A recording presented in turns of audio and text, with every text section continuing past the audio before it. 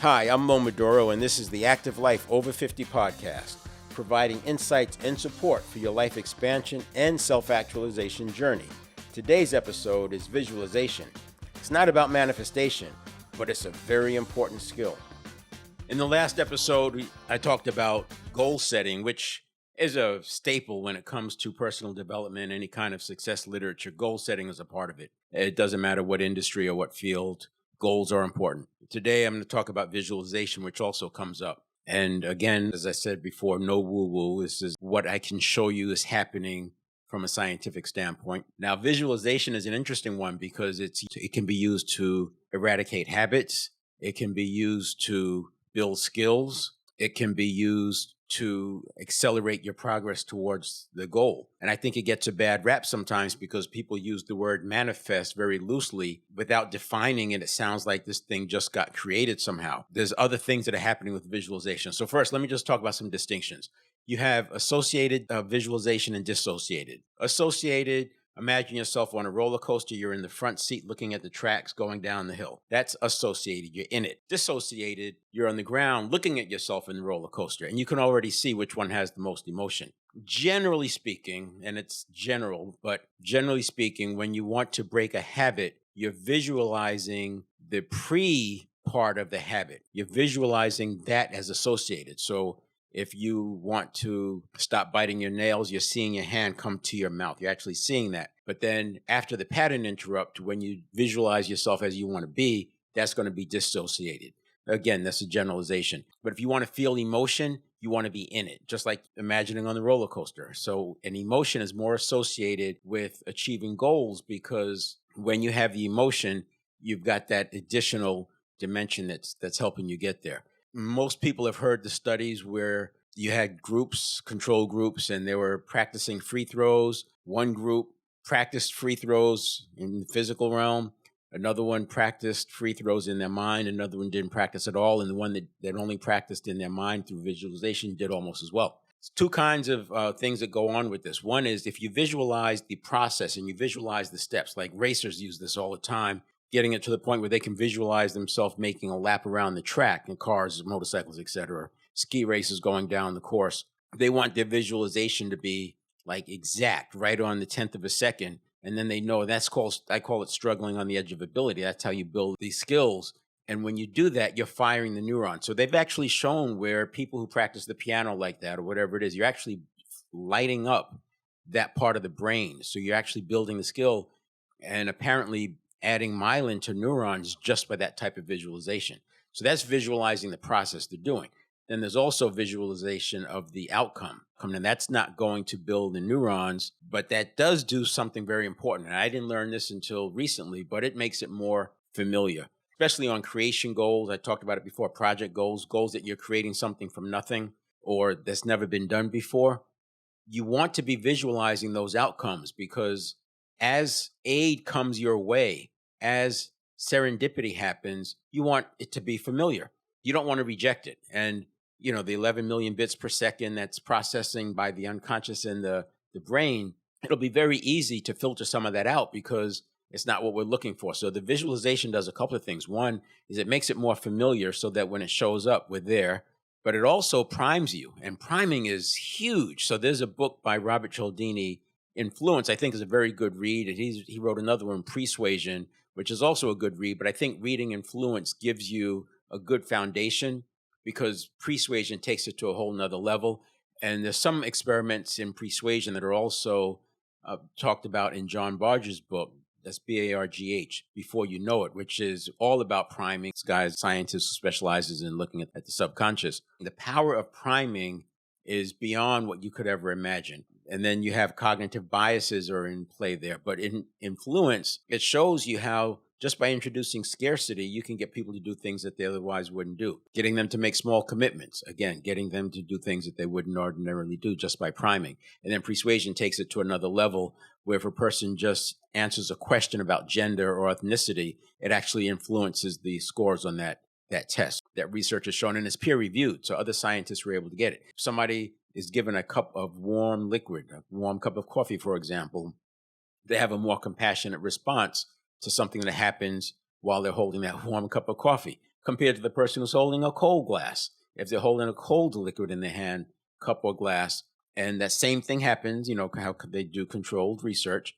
Same thing is done. The person has a less compassionate response. Something as simple as the cup or glass. So that makes me wary when you're hit with probably over 5,000 stimuli per day from an advertising standpoint. We're filtering all that out, but some of it does get through. And because of the priming, they can prime you to what is going to get through. All that to say is we need to be priming ourselves, and you can prime yourself with visualization. Affirmations are also good.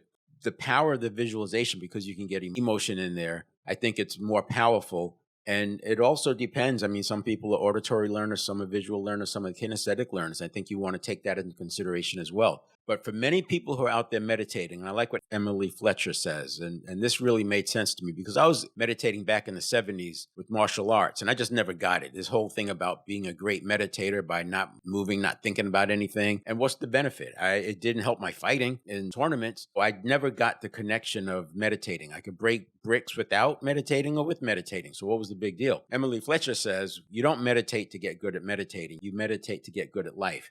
Now, that's a view for a non-monk. Obviously, monks are Shaolin monks, et cetera. They're going to meditate for a different reason. But for the layperson, we're meditating to get good at life. There's another quote. I think Emily Fletcher may have said this one as well, or at least I saw it in a book. Gandhi once made a statement that I have so much to do today, I better meditate twice as long. And that's when it started connecting for me. What am I missing? I'm missing something with this meditating. You see all these things that it does this, and it's going to help you with that and improve this. And so where's the evidence? And the reason why it's very difficult to test, in my opinion, is because when you start meditating, you're first raising the floor. So we talked about those two channels, the upper limit and the lower limit, and we kind of bounce back and forth in between the two because we have that artificial upper limit that we don't break through. But when we start meditating, you're essentially raising that floor. And so your lows, you start getting higher lows, but your highs can still be the same. So your highs aren't getting higher, but your lows are getting higher, and you're building that floor, you're building up some tension, and eventually you'll be able to break through that upper limit. So while you're meditating, you want to be cognizant of the fact that you are making improvements. So let's say it's anxiety, you may have less anxiety that week or fewer instances. You have frequency, you have severity. So maybe you've experienced anxiety fewer times, or maybe when you did have anxiety, it wasn't as severe. It could be anything. You fell off the wagon on your diet. How many times did you fall off? You're meditating for a few weeks. How many times did you fall off again and again and again? In sales, you may say, how's it going to help me in sales? Well, you look at it and say, how am I doing with my yes questions or my closing and my timing? How am I doing with the sequence, with the transitions into the next phase, into asking for the sale? How am I doing with managing rapport? And you may not see your sales go up right away, but if you're improving the inputs, eventually your sales are going to follow. Meditating is to get good at life. Now, I'm talking about meditating in the context of visualization, and I already talked about visualizing yourself doing something and then having a pattern interrupt and visualizing the other. So I would argue that about 10% of your meditation, if you're going to meditate for 10 minutes, take about 1 minute of that meditation deep into it after you're about 70% in, and remind yourself of what you want to change. Remind yourself of the behavior that you don't want, and then replace it with how you want to be. So the point of doing this is that we're not just meditating to have this nice, blissful experience. We're meditating to get access to our unconscious and prime it with the things that we want to do and the things that we no longer want to do. I like to use the example when I was talking about that floor gets built. You've played Tetris before. Now you have to use your imagination because it's sort of like Tetris in reverse. But essentially the Tetris game is building a wall and you're trying to stop it from building the wall. Well, we're going to flip it. You're like the Tetris and you're trying to build this wall. But in the beginning, no matter what you do, the environment is knocking it down and you're just staying flatline. You have nothing happening, but you just keep doing it as the Tetris machine. You just keep throwing those blocks in there and eventually a line sticks. And then you get 2 or 3 lines that stick, and then 4 or 5 lines that stick. And then you know what happens next. Once a certain level of lines get hit, it takes off. That's how it is if you hang in there with the meditating. It might take you 3 weeks, it might take you 6 weeks to really experience that. And that's going to have to do with how much of a buffer you can get between your conscious and your unconscious, how much you can access that powerful present moment, how much you can quiet down that unconscious chatter. But as you get better at those things and that floor gets built, you will feel it and you'll see it. And all of a sudden, it's like you can't go wrong. Serendipity is happening all over the place. You're in that field of infinite possibility, but you have a direction. You can almost see the outcome happening. So when you start meditating, and I think you need more than 10 minutes, but I would also say that if you're not meditating at all and you meditate for 1 minute, 2 or 3 or 4, 10 times a day, you're going to be better off than if you're not meditating at all. Think about it like this. The conscious mind is in charge roughly 5% of the time, which means the unconscious is in charge 95% of the time. If you meditate even just a minute, 1 minute moment, 4 box breaths. If you do box breathing, that's 4 counts in, hold, 4 counts out, hold, 4 counts in, right? If you do box breathing, that's 16 seconds per cycle, 4 breath cycles, and you've got a minute. So you start with just breaking up your day and start building that buffer between your unconscious and your conscious. Cut down that chatter, and eventually your conscious mind can be running the show again. It's going to be a long way if you're only doing a minute at a time. So the point is you do the minute to where you can work it up to doing multiple minutes a day. I used to do a 1 minute per hour when I first started, and then you get 5 minutes. So I did 3 minutes. I did 3 minutes before my meals. That was sort of a trigger. And then eventually it was 20 minutes. And now I can do an hour if I need to, and probably should still be working towards 2 hours. It depends on what I'm working on and the objectives that are out there. I think the more difficult they become, I end up meditating more. And it's one of those things that I know I need to work on that myself, because I have a pattern where once I get back on track and I'm comfortable, I stop doing the things that got me back on track. This is back to that upper limit and lower limit. If you want to make the big numbers, you have to keep doing those things, even though it's working well. You meditate, you use the visualization, remind yourself of what you don't want to be doing anymore, replace it with a picture of what you do want to be doing, using the visualization to prime you, and using visualization and emotion so that when that serendipity starts to show up, you see it because you're primed for it already. And then the other way of visualizing is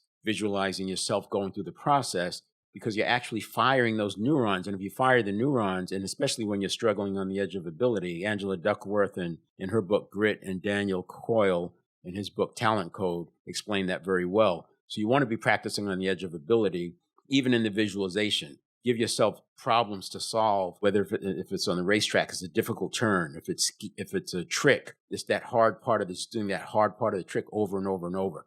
And in real life, again, so on my one wheel, when I wanted to learn to ride in the other direction, so fakie or switch, I went to a park where there was a soft surface, and I just did drills over and over and over, drills and drills and drills and drills and drills. The same thing, something that's very tough, not just riding. I could do more in 10 miles of drills than I could in 200 miles of just riding the one wheel in terms of building that skill. And within 2.5 weeks, I was actually, my level on the switch was almost at the same level of regular. Drills is how you're going to build that, because you're struggling on the edge of ability. And you can also do that while visualizing. I'll tell you one more quick story. I started riding a motorcycle at age 14. And for those of you who ride motorcycles, you're familiar with the high side, but essentially you get too far sideways and the tires catch and you flip over. It's one of the worst things you want to ever do. It's violent, and people have died because they get smashed into the vehicle, like they're trying to stop to avoid hitting a car, and they flip. In my case, so I used to practice this in my head. Now, I was riding and had never experienced a high side, but back in the day, we didn't have ABS, bias ply tires. You always were skidding. So you learn how not to let the bike go sideways, but sometimes it gets the jump on you. And once you slide down to a point, it's sort of like a point of no return, and people say they laid it down. Well, I always felt like, nah, you didn't lay it down. You didn't have the skill to bring it back up. So I used to practice thing in my head of how do you bring the bike back up? And there's a way to do it. If you ride on the dirt, ride a motorcycle on the dirt, you know how to do it. You're skidding, the bike's hung out, and then you let the clutch out and you give it gas at the same time. So you go from a skid to a spinning tire with no real transition, no real change. So you literally are skidding and then it's spinning, and then you bring it back up. So I used to practice that in my head, just, whatever I was doing, school, walking to work, I was always just practicing this, save the high side in my head. Lo and behold, when I first got my 750 Honda, I was riding full throttle everywhere. I almost got killed 3 times in that same first day. And I came down Hillside Avenue in New York City, Jamaica, jumped over to the right lane, and I'm flying. There's a bus right there. What was I thinking? I guess I wasn't looking up ahead. I was a young kid, right? Wasn't looking high enough up. There's a bus there. No way I'm going to stop in time. I hit the brake. Sure enough, the back skids out. And I had a disc brake, but I just hit the back brake too hard. The back skids out. Now I'm heading right for this bus, sideways, tires first. If I laid it down, I would have been messed up. If I took my foot off the brake, I would have high-sided, and literally you're sliding and you literally flip in and you go head first and could go head first into the thing you're trying to stop for. So I did that thing I had been practicing. I feathered the clutch out and gave it gas. And not only did I save the high side, but there were cars going down the side of that bus. Remember, I jumped over to the right lane because the reason I did that was because there were cars in the second lane. I literally saved the high side and slid in between the cars and the bus. I'm 19 years old, 18 years old. It was one of those things where, whoa, I mean, I would have been dead, probably. I'm, pretty sure. It's a whole nother story why I knew to practice that. And that has always been on my mind. Why did I know to practice that? But the more important thing is practicing in my head. I executed that thing perfectly, enough to save it, and not only save it, but to guide it and go between the cars and the bus without touching anything. And unfortunately, I kept riding fast that same day. I didn't learn my lesson until later when I had a high side and I didn't save it. Fortunately, I went over the car and not into the car. And then I finally figured out, okay, that's 2 strikes. I better chill. So there you go. Visualization, you can fire the neurons. I gave you an example of something real in my life. And that's not the only one. There are other times as well. But I have some firsthand experience. And there's some of these things you just can't unsee. All right, we'll talk to you next time, next episode.